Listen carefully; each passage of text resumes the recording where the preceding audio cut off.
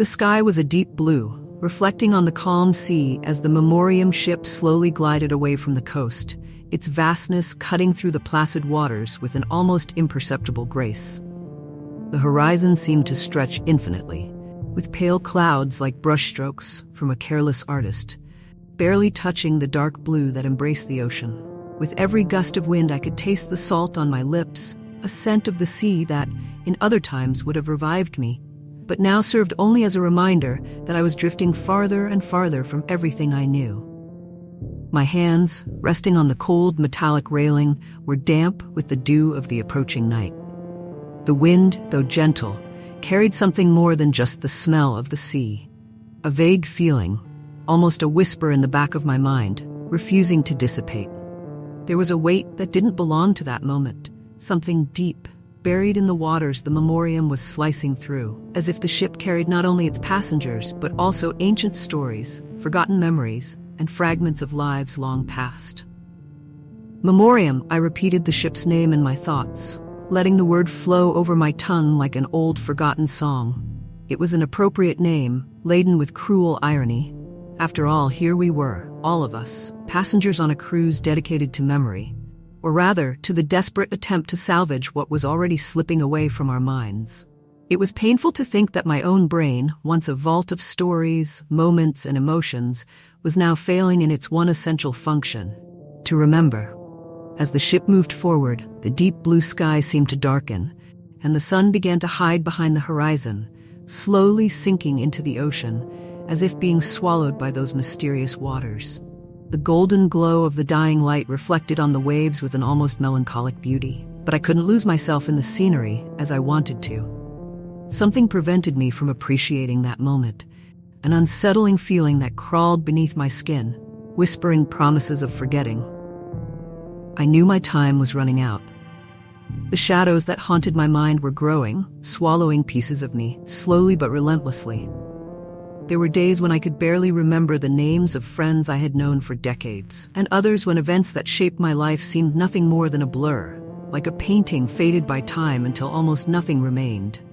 Even the face of my late husband, once vivid in my memories, now appeared uncertain, distorted by a fog I didn't know how to clear. That's why this cruise was my last hope. The final attempt to hold on tight to what remained of my memories. The memory stimulation program they offered promised miracles, personalized activities, reminiscence therapy, a place of comfort and healing. Words that, though welcoming, felt hollow, distant from the true despair each of us carried in our hearts. At the welcome dinner, I met some of the other passengers, all of them with the same lost, distant looks, trapped in their own invisible battles against forgetting. We spoke with the lightness of people trying to ignore a problem, but deep down, we knew the truth. Everyone here was fighting something inevitable. As night began to fall, the sky tinted with deep purples and blues. The deck lights slowly flickered on, illuminating the surroundings with a warm glow that contrasted with the encroaching darkness. The deck was silent, with only the distant sound of waves gently lapping against the ship's hull, like a lullaby attempting to soothe the fears that were starting to take hold of me. But despite the external tranquility, discomfort was growing inside me. It was a persistent feeling, something subtle and intangible, yet real enough to make my heart race. I decided to retreat to my cabin, hoping that fatigue would bring me some relief. The interior of the Memoriam was luxurious, but a luxury that seemed unmeant for us, passengers already marked by decay. The cabin was decorated in soft tones, with plush linens and curtains that swayed gently to the rhythm of the ship. However, even in that tranquility, something troubled me. As the night deepened, the silence on the ship became strange. The sounds seemed louder, doors closing in the distance, footsteps echoing in the corridors, and occasionally what sounded like whispers on the wind. At one point, lying in bed, almost rocked by the gentle sway of the ship, I heard a more distinct sound, a muffled scream, short and distant, yet clear enough to make me sit up abruptly.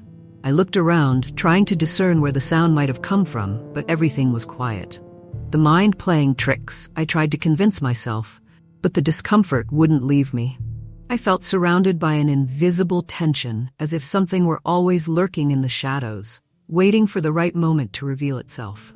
The cabin, which had once felt cozy, now felt stifling, its walls so close they could almost imprison me. There was no rest there. I lay back down, but sleep eluded me. I could feel the weight of darkness around me, pressing on my consciousness, as my mind struggled against the impending oblivion. The memoriam seemed to carry more than just its promises of healing. There was something else aboard, something ancient and unspoken. And as the night deepened, that feeling only intensified, slowly suffocating any hope I still tried to keep alive. The next morning, I awoke to the gentle sound of the sea crashing against the ship's hull, the dim light filtering through the curtains of the small cabin window. The golden glow of the rising sun cast an illusion of serenity, as if this dawn were a promise of peace. But the tension from the previous night still lingered in the air, an invisible presence that refused to leave me. The discomfort crept through my body, insinuating itself into the corners of my mind, as I tried to push it away, struggling to keep focus on why I was there. This cruise was supposed to be an opportunity for restoration, a chance to revive my memories before they were devoured by forgetfulness, not an invitation to senseless paranoia. I rose slowly, almost reluctantly, feeling the chill of the floor beneath my bare feet. The silence of the ship was unsettling, broken only by the distant rustle of the wind on the deck. During breakfast, the dining room was bathed in warm, welcoming light, but the faces around me were muted, ghostly in their indifference. Each passenger seemed trapped in their own thoughts, wrestling with invisible demons, just as I was. The food, though well presented, tasted empty in my mouth, as if my mind were too occupied with the strange incident from the night before to allow any pleasure in the small things. After breakfast, I was guided to a spacious, airy room where I would have my first memory therapy session. The enormous windows allowed a generous influx of natural light, yet the place felt oppressive in a way I couldn't quite explain. The air there was heavy, dense, as if the very atmosphere carried unspoken stories. The furniture was arranged in a welcoming manner, a clear attempt to create a comforting environment. But there was something about the overly careful organization of the sofas and armchairs that made me suspicious, as if everything were designed to distract us from something deeper, something lingering in the air. Other passengers were seated around, their somber faces mirroring my own state of mind. Each of them seemed absorbed in their own silent struggle, caught in the midst of a labyrinth of memories they might never find again. I wondered what haunted them, what pieces of their lives they were trying to keep intact. The therapist arrived shortly after. A young woman, perhaps in her 30s, with a reassuring smile that seemed rehearsed. Her eyes, though kind, had a distant, cold quality, as if she had seen too many times the failures of her healing attempts. She introduced the session's proposal. We would use objects from the past to trigger memories. Activating memories through sensory connections, she explained with a softness that irritated me, as if speaking louder might force us to confront realities from which she herself fled. I received a small box made of dark wood, with a delicate design carved into the lid. My hands trembled slightly as I opened it. The ancient scent of old belongings, dust, and history filled the air, tightening my chest in a way I hadn't expected. Inside the box, I saw various objects, each wrapped in an aura of nostalgia. A yellowed photo of a wedding, an old pen, a handkerchief embroidered with faded initials. At the bottom, a small gold medal gleamed. I picked it up carefully, its cold, metallic touch against my skin awakening a strange sensation, a shiver that ran down my spine. Then it happened. An image, more vivid than any recent memory, flooded my mind. It wasn't a memory of mine. It couldn't be. I saw a man, a soldier. His face was smeared with dirt and sweat, his eyes wide with fear. He was shackled, trembling, his wrists bound by rusty iron chains. Every fiber of his body exuded pain, despair. In front of him stood a dark, tall, indistinct figure, faceless. The torture that followed was swift, brutal, shrouded in silence, the kind of suffering that steals the soul without the need for screams. The soldier did not resist, his body convulsing in agony, his hopes crushed by the invisible hand of death. I dropped the medal with a jolt, my heart racing, pounding in my chest with an overwhelming force. The air felt scarce, my lungs refusing to work. I looked around the room, hoping someone had noticed my reaction, but everyone was oblivious to what had happened. Their gazes were fixed on their own boxes, immersed in their own memories. I wanted to scream, wanted to tell the therapist about what I had just experienced, but the words failed me. My hands trembled slightly as I hid them in my lap, and my mind struggled to find any rationality. It was a hallucination, I thought, trying to convince myself that the scene was a result of some combination of medication and the strange environment of the ship. Perhaps that was it. I hoped it was. When I finally gathered the courage, I approached the therapist, trying to explain what had happened. She smiled, that same empty, encouraging smile from before, and reassured me with gentle words, but her lack of reaction only reinforced my sense of isolation.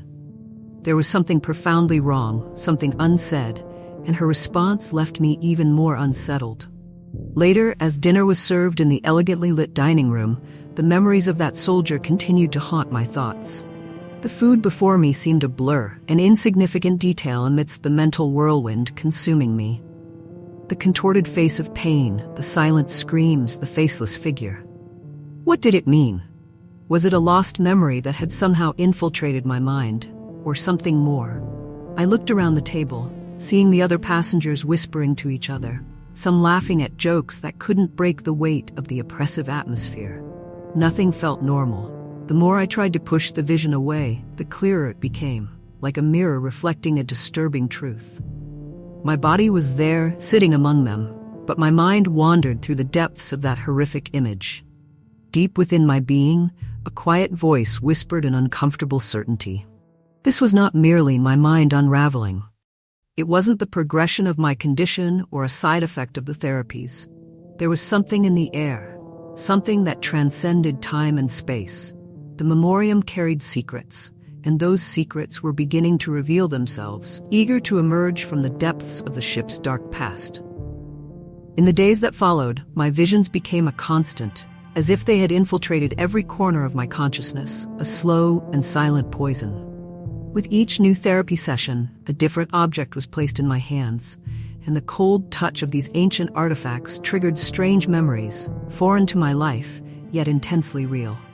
The world around me seemed to dissolve, giving way to fragmented images of pain and despair, scenes that didn't belong to my story, but imprinted themselves in my mind like indelible marks. They were visions of lives I had never known, yet somehow I felt as though I had lived each one, experiencing their sufferings, their anguish, as if being dragged into an abyss of memories that were not mine. The faces that appeared in my visions were unmistakable in their suffering. Men and women from different eras, trapped in an endless spiral of torment.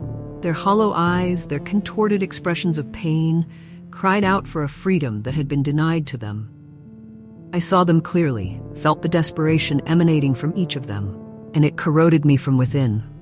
The idea that these souls were somehow connected to the memoriam, to the very ship I inhabited, made everything even more disturbing. Each vision was like a window into a world of horrors that time had forgotten, but now seemed to manifest, using my mind as a vessel. As the days passed, I began to notice the other passengers. I wasn't the only one affected. I was sure of that. During one of the therapy sessions, an elderly man, looking haggard, sat next to me. His tired eyes reflected something profound, almost ancestral. He murmured something that sent chills down my spine. Screams in the hold. Every night they scream. His voice was drawn out, almost an echo of a repressed memory, as if those words had haunted him for a long time, too long. I looked at him, searching for any sign that he might be delirious, but the weight of truth in his eyes left no doubt. He was experiencing something akin to what I was living. And it wasn't just him. A younger woman, with pale skin and a distant gaze, seemed lost in a dialogue with her own silence. Her lips moved almost imperceptibly, whispering words I could barely understand. But one phrase caught my attention. Blood on the walls. Her tone was soft, but the certainty in her voice was haunting. She didn't speak with fear, but with the resigned acceptance of someone who had witnessed inescapable horrors. It was as if her words had been torn from a memory that refused to be erased. Around us, other passengers also seemed restless. Many wore glazed expressions, hesitant gestures. There was a dense atmosphere in the air, as if the ship itself was permeated with a silent evil that spread through the corridors, poisoning the most vulnerable minds. Intrigued and at the same time deeply frightened, I made the decision to investigate on my own. There was something about the memoriam that transcended the experience of a mere luxury cruise. I could feel it in my bones. I wasn't willing to accept that everything was just a projection of my mental fragilities, as the doctors would surely suggest. There was something much deeper, much darker, operating behind the elegant walls of the ship. The library seemed the most fitting place to begin, an apparently tranquil environment that hid the darkest secrets. The ship's library was a vast room with solid wood shelves that reached the ceiling, filled with old dusty books, their worn spines suggesting they hadn't been handled in a long time. The smell of aged pages permeated the air, a mix of nostalgia and decay. At the back of the library, a small archive room caught my attention. Its interior was shrouded in oppressive dimness, as if the very environment wished to conceal the contents it held. Ancient documents were piled on shelves, covered by a thin layer of dust, forgotten by time. My hands trembled slightly as I began to sift through the yellowed papers. Among passenger records and routine reports, I found something that seemed out of place, a series of documents dating back to World War II. I read with increasing discomfort the detailed accounts of the memoriam's dark past. The ship, which now carried passengers seeking rest and leisure, had once served a much more sinister purpose. It had been requisitioned to transport prisoners of war. A deep chill ran down my spine as the details unfolded before me. The inhumane conditions, prisoners crammed into cramped and unsanitary compartments, beatings, torture. The horror of the words unfolded before me, transforming the ship I thought I knew into a floating cemetery. Old black and white photographs were attached to some of the reports. In one of them, I saw men chained in the ship's hold, their clothes torn and filthy, their bodies bent under the weight of fatigue and torture. But what disturbed me the most were their eyes. Hollow eyes, devoid of hope, of life. I looked at those figures in the photos, and a wave of dread washed over me, for they were the same faces I had seen in my visions, the same men who had invaded my mind. Each image, each account reinforced the terrifying truth I didn't want to accept. The memoriam was laden with pain and suffering, a dark past that had never been redeemed. Those souls, the spirits of those who had suffered aboard, were still here. I could feel it in every fiber of my being. They were trapped, reliving their torments endlessly, and now, somehow, they were feeding off the minds of the passengers, perhaps using our own memories to perpetuate their suffering. The weight of this revelation hit me like an avalanche, crushing any hope that this could merely be a figment of my imagination. The reality was far more terrifying than any hallucination. I needed to tell someone, to warn the others about what was happening, but how could I do that? No one would believe me. To the doctors on board, this would merely be another symptom of my condition, an exacerbated manifestation of my fragilities. I would be reassured with more gentle words, perhaps prescribe new medications to calm my mind. But I knew, on a deep and visceral level, that the truth was much darker than any diagnosis could explain. The memoriam was not just a luxury cruise. It was a floating tomb, a vessel for lost souls, and I, like the other passengers, was at the mercy of the ghosts it harbored.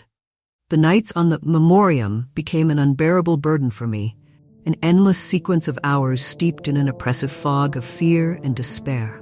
The darkness felt denser, as if it had acquired a palpable texture, enveloping every corner of the ship and smothering any sense of safety. The silence was unsettling, pierced only by the distant murmur of the sea against the hull, a sound that, instead of soothing, brought with it an unrelenting sense of isolation. The lights in the corridors flickered erratically, casting long, distorted shadows along the metal walls. And with each flicker, I felt a growing pressure in my chest, a presence that could not be ignored. The visions, once confined to therapy sessions, began to invade every aspect of my existence. There was no refuge anymore. They infiltrated my dreams, tearing apart any chance of rest, and even the moments when I was awake were tinged with disturbing flashes. It felt as though a thin, invisible curtain had risen before my eyes, distorting reality and bringing forth horrors I had no control to push away. Now, Every time I closed my eyes, even if only for a blink, I saw the soldier from my first vision. That man marked by pain became a constant presence in my mental field of vision. But what had once been an isolated figure was now a macabre procession of dark faces, faces that bore the marks of suffering etched into every line of their expressions. These faces, they were disfigured, smeared with blood, their eyes empty wells of sorrow and agony. Their mouths were open in screams I could not hear, yet they reverberated in my chest, leaving a painful emptiness. Each of those spirits conveyed a story to me, fragments of their lives interrupted by unimaginable violence, and as time passed, their voices blended with mine. The screams echoed in my mind, confused and distorted, intertwining with my own memories. The weight of their past crushed the thin line separating my identity from those shattered lives. It was an immense, suffocating burden, like a fog that refused to dissipate, obscuring my perception of who I truly was. I began to lose the distinction between my own memories and those forced upon me by these desperate spirits. There were moments when I looked at my husband's face in my memories, his familiar and warm features bringing a temporary sense of comfort. But then, suddenly, his face would dissolve, and in its place would emerge the countenance of one of the prisoners. His smile would vanish, replaced by an expression of pain and fear, and I would be dragged into a nightmare that was not mine. My own life seemed to shatter, fracturing into pieces that scattered like leaves in the wind, each being sucked away by the ship. The memoriam was not just absorbing my memories, it was emptying my soul, leaving a void filled only with disturbing visions. Determined not to succumb to terror, I tried to talk to the other passengers, but the scene unfolding before me was equally despairing. Many appeared to be on the verge of losing control of their own minds, just as I was. A woman, who had once been calm and friendly, now screamed in the middle of the night, her eyes wide and filled with panic. She cried out that they were coming, that they were ready to take her. Her words sent shivers down my spine, not only because of the terror in her tone, but due to the certainty with which she pronounced each syllable. There was a dark conviction in her voice, something that told me she had already seen what I was beginning to perceive. A man I had spoken with at the first dinner had simply vanished. A discreet disappearance, almost overlooked by the other passengers. When I asked about him, the ship's staff coldly said he had been transferred to another wing, as if that were the most natural thing in the world. But something in me knew he had not left of his own accord. I felt the same fate awaiting each of us, an invisible chain pulling us into the same silent abyss. Determined to find answers, I decided to explore the ship's deeper corridors, those rarely mentioned in the itineraries. They were narrow hallways, with cold metal walls that seemed to absorb any sound, rendering my footsteps muffled and unsettling. The air grew heavier as I descended, laden with a damp smell of mold and a metallic odor of rust, mixed with what I could only describe as a faint scent of old blood. The walls, once polished and luxurious, began to appear worn, corroded by time and the suffering they bore. As I advanced, the ship's luxury disintegrated, giving way to a decadent and dark version of itself, as if the past were overlaying the present.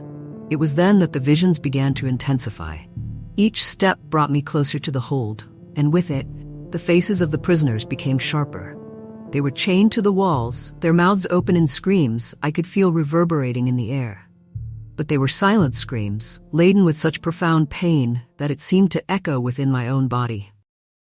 The ship, which once exuded an aura of sophistication and leisure, was now transforming into a theater of horrors, each corridor a chamber of painful memories. The images and sensations began to blend within me in an almost uncontrollable manner. I felt a strange connection with those prisoners, a bond forged by the pain they emanated that somehow was being transferred to me. It was as if every death, every moment of torture they endured was being relived through me. The weight of it was overwhelming, an invisible chain of suffering binding me with each new step. The ship's crew, always impeccable and polite, now looked at me with something I could only describe as suspicion. Their polished smiles were absent, and their eyes avoided mine, as if they feared I had seen something I shouldn't. They knew what was happening, I was certain of it, but they were being instructed to maintain silence. There was no more doubt in my mind. The Memoriam was not just a ship. It was not merely a cruise.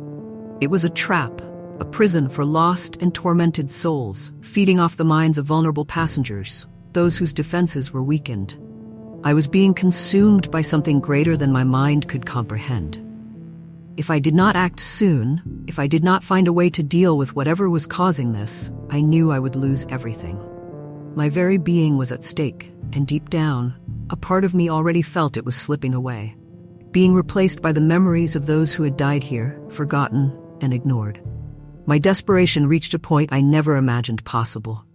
The feeling of standing at the edge of an emotional abyss consumed me completely, as if a deep void were about to swallow me whole. Every second on the Memoriam was torture, a constant reminder that my sanity was slipping through my fingers, and the worst part was that I knew if I stayed on that damned ship any longer, there would be nothing left of me. My mind was already fractured, torn apart by the screams that echoed incessantly through the corridors. Every corner of the ship seemed to be a receptacle for the voices of the prisoners, their laments merging with the sound of water lapping against the hull, creating a macabre symphony of suffering.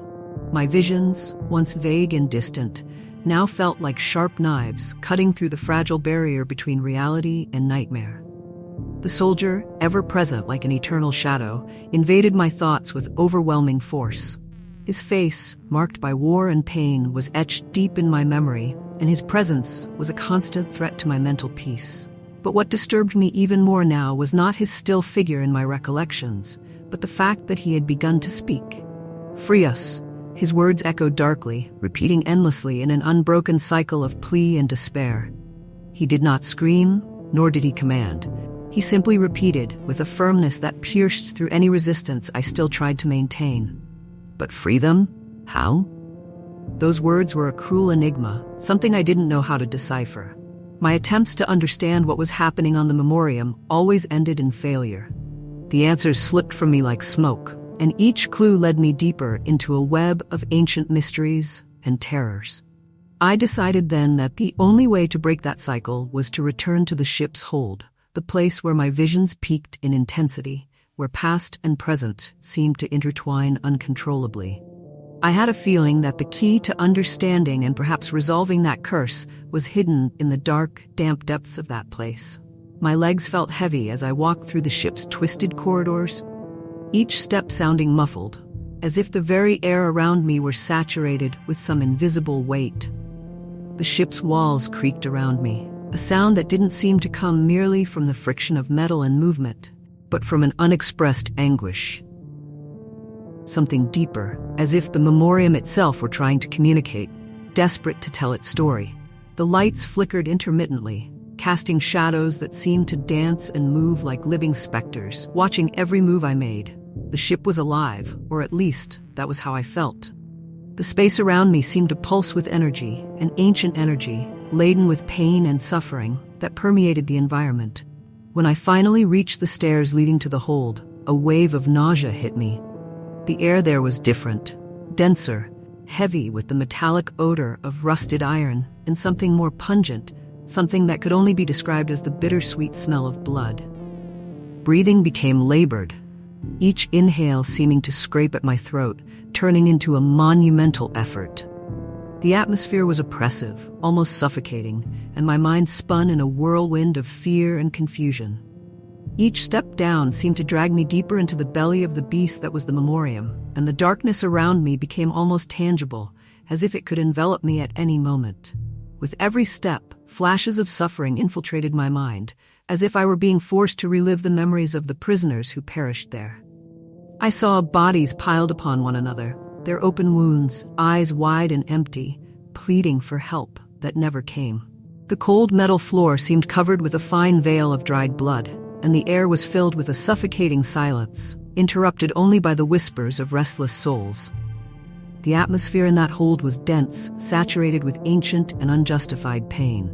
The Memoriam had witnessed indescribable atrocities, and now those spirits yearned for justice. Or perhaps it was something even darker, revenge.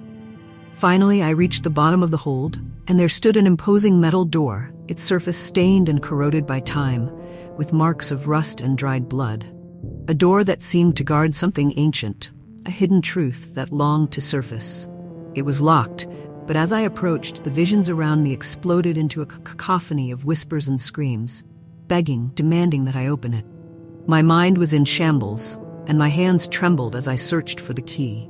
I held it, or at least it seemed so. My perception of reality was crumbling, making it hard to distinguish what was real from the memories of the prisoners permeating my mind. With sweaty, trembling hands, I turned the key in the lock. The sound of metal moving was a sinister snap that echoed through the empty hold, like a warning that there was no turning back. When the door finally opened, a cold, cutting wind escaped the room, causing my skin to prickle. The darkness was deep, oppressive, as if the very air were imbued with a malevolent energy. In the center of the room, he was there, the soldier from my visions. He wasn't chained this time. There were no shackles or visible marks of torture, but his face still bore the invisible scars of suffering. His eyes, fixed on me, did not express threat, but something more, something I would take time to comprehend. He wasn't there to scare me. He was a guide, a guardian of the dark truth hidden in that place. Behind him was a metal wall, stained with dried blood and covered in rust. That wall was the silent witness to the atrocities that occurred there. What happened on that ship was not merely cruelty, it was prolonged torture, an agony that was never redeemed.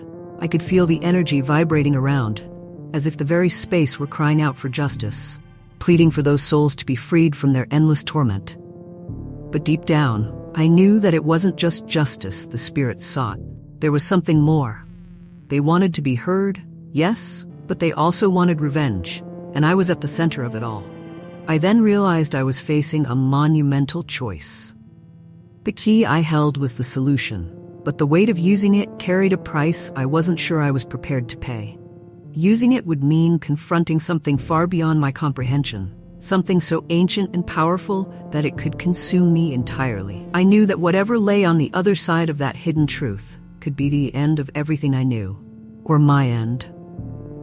The atmosphere in the room was thick with a tension almost palpable, dense and oppressive, as if the very environment conspired against any hope of relief. The air around me was heavy, permeated with a suffocating anguish, a pain so deep it felt like it was penetrating my skin and rooting itself in my bones.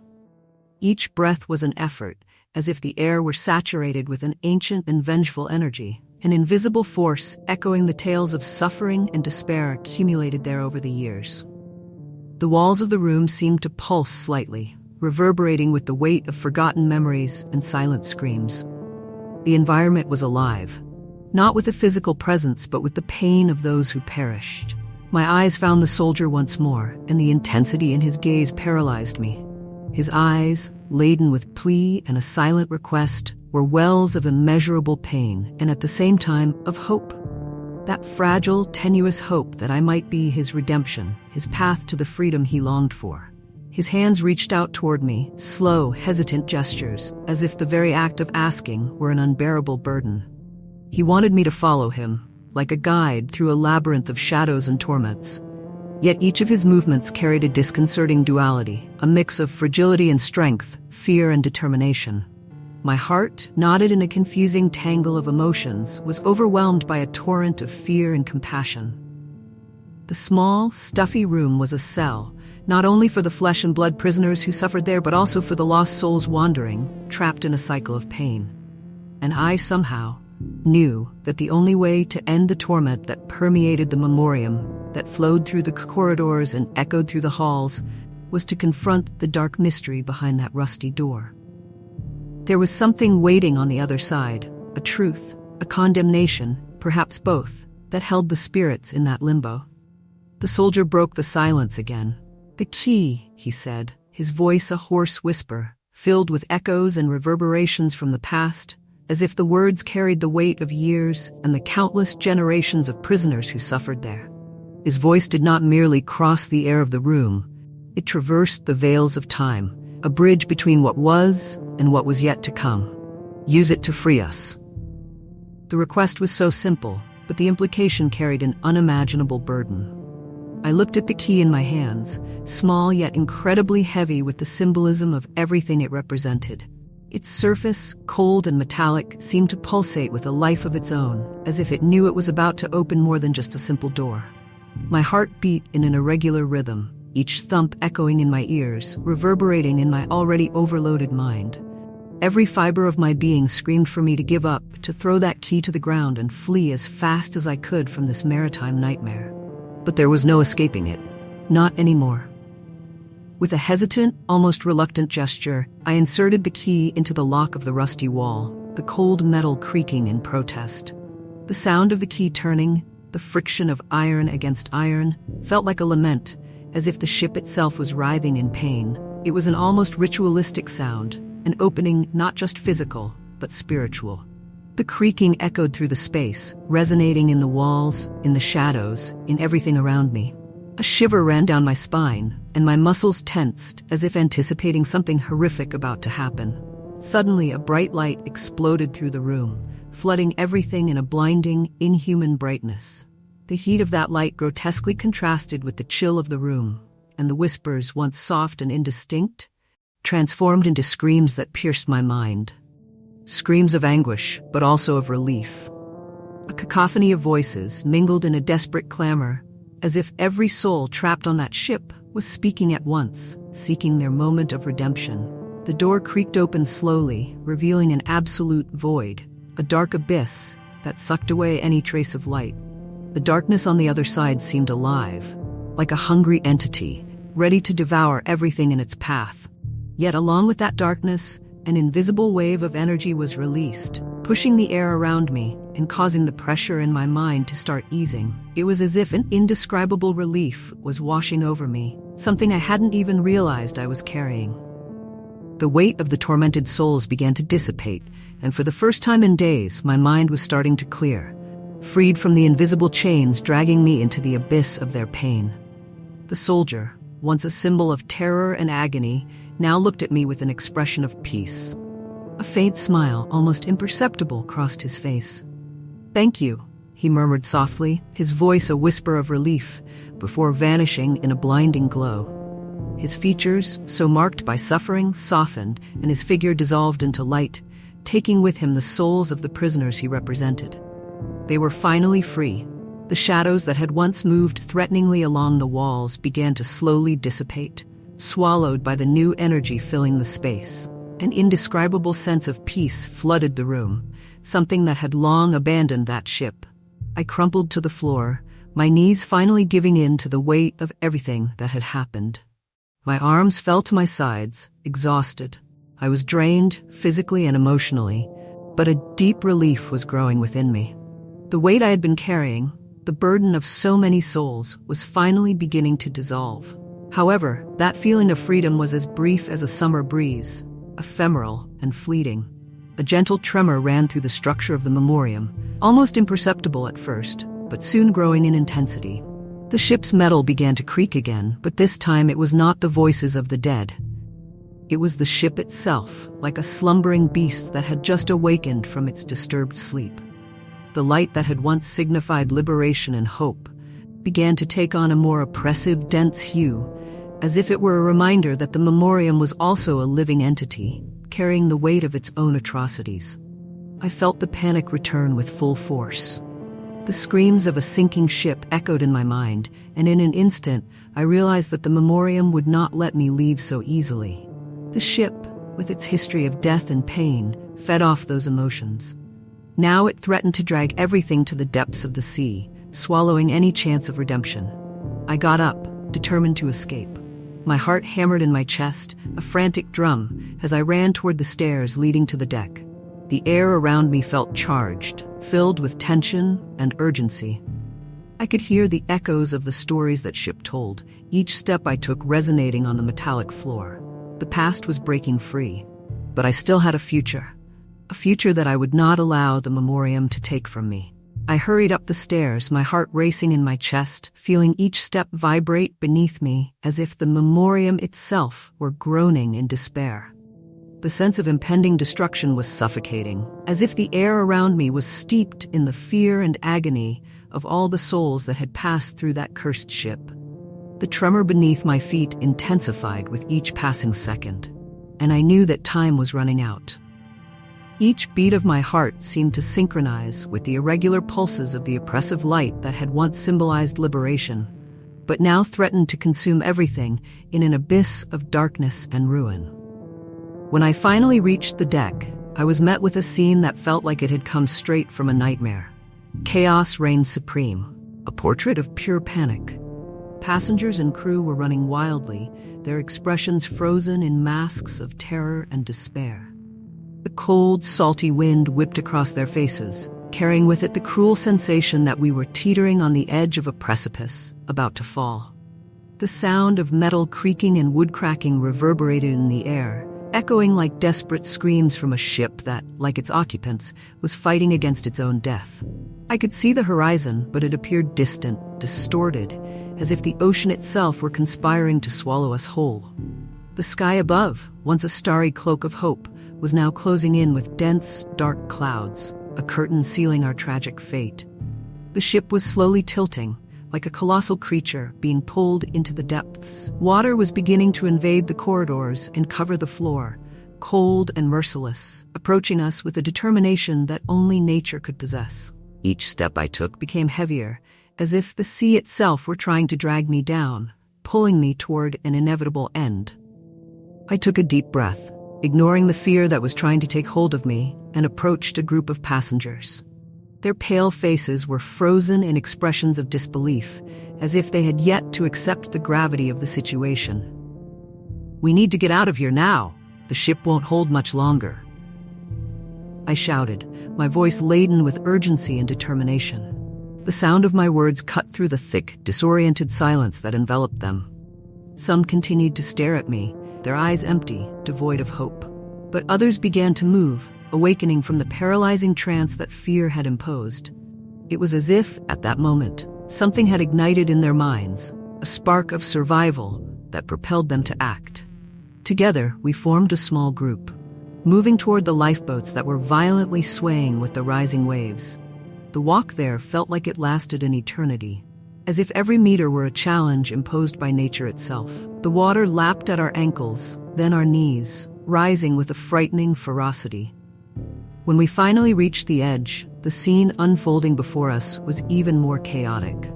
Passengers were pushing each other, their voices mingled in desperate cries and wails, all fighting for a place in the boats, as if caught in a frenzy of panic. The ropes creaked under the weight of so many lives hanging by a thread, and I found myself in the midst of a tumult that seemed destined to end in tragedy. It was then that suddenly the memory of the soldier and the prisoners hit me hard. I could not allow that story to repeat itself. I faced the people around me, trying to control the chaos. Help each other. No one should be left behind. I shouted, my voice rising above the furious waves that surrounded us. My words carried an urgency that could not be ignored, and gradually, those blinded by fear began to organize. Passengers started to support one another, helping the weakest, the injured, and the desperate to get into the boats. It was as if a spark of humanity had resurfaced amid the tragedy, an act of resistance against the cruel fate that was trying to consume us. The water continued to rise, as cold as ice, and the structure of the ship groaned louder, like a dying beast. With a final effort, I pulled an elderly woman into the boat, her trembling hands gripping mine with surprising strength, the fear in her eyes softened by gratitude. Everyone settled in as best they could, intense silence while the waves tossed us violently. It was a fragile moment where any mistake could mean the end. Finally, the last boat was almost ready to depart. I turned one last time to look at the memoriam, which was now slowly sinking into the dark waters, its massive hull being dragged into the depths as if being devoured by an invisible monster. The intense light that had once shone within the ship suddenly extinguished, leaving only the sound of water and distant screams to fill the void. But instead of sadness or fear, what I felt was a strange relief. The cycle of pain and suffering had come to an end. As the ship slowly disappeared over the horizon, a feeling of hope began to emerge within me, gentle, yet growing. I was alive. The sea, which had once seemed determined to swallow us whole, now gently pushed us away from the tragedy. The weight of the past, though still present, felt less oppressive, and a new journey was opening before me. In the distance, on the horizon, the first glimpse of the sun began to rise, tinting the sky with the colors of a new dawn. A new beginning was waiting for us,